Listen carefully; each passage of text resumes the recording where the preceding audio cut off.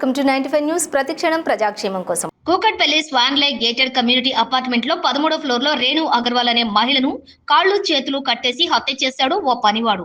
Swan Lake apartment లో 13వ floor లో ఉండే రాకేష్ అగర్వాల్, రేణు అగర్వాల్ దంపతులు నివాసం ఉంటున్నారు. వీరికి ఒక బాబు స్టీల్ వ్యాపారం చేస్తున్నాడు.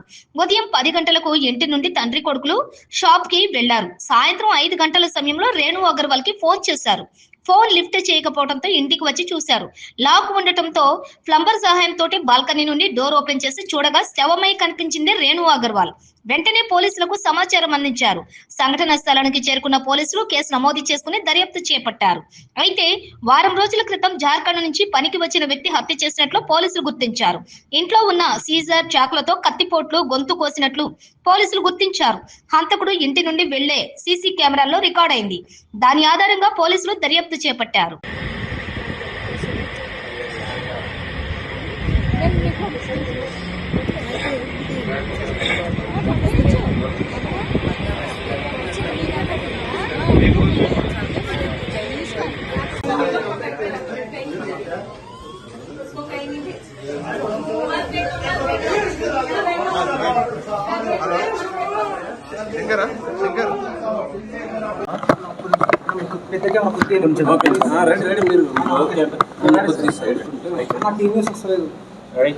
ఈరోజు సాయంత్రం 7:30 గంటలకి కూకట్పల్లి పోలీస్ స్టేషన్కి ఒక సమాచారం వచ్చింది.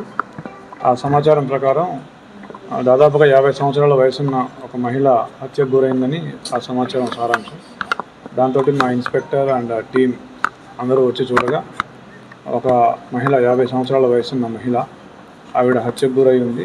ఆవిడ ఒంటి మీద కత్తిపోట్లు ఉన్నాయి. సీజర్ తోటి మేము క్షుణ్ణంగా పరిశీలిస్తే సీజర్ తోటి చాకులతోటి 2-3 చాకులు కూడా వాడి గొంతు కూడా కట్ చేసి చంపినట్టుగా కనిపిస్తూ ఉంది. ప్రైమరీ సస్పెక్ట్స్ వాళ్ళ ఇంట్లో పనిచేసే జార్ఖండ్కి చెందిన వ్యక్తి.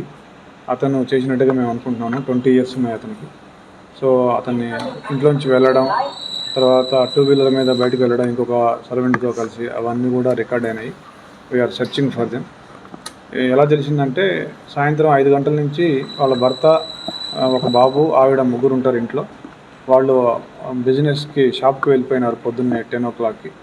మళ్ళీ సాయంత్రం ఫోన్ చేస్తే 5 o'clockకి ఆవిడ లిఫ్ట్ చేయలేదని చెప్పేసి వాళ్ళు కొద్దిగా తొందరగా వచ్చి 7 o'clock వచ్చి చూడగా తలుపు తాళం వేసింది. తాళం తీయట్లేదు, ఫోను కూడా లిఫ్ట్ చేయడం లేదు. దాంతో వాళ్ళు పైనుంచి ప్లంబర్ సహాయంతో లోపలికి దిగి బాల్కనీ నుంచి వచ్చి చూస్తే ఆవిడ శవం రక్తపు మడుగులో కనిపించింది. వెంటనే వాళ్ళు మాకు సమాచారం ఇచ్చారు.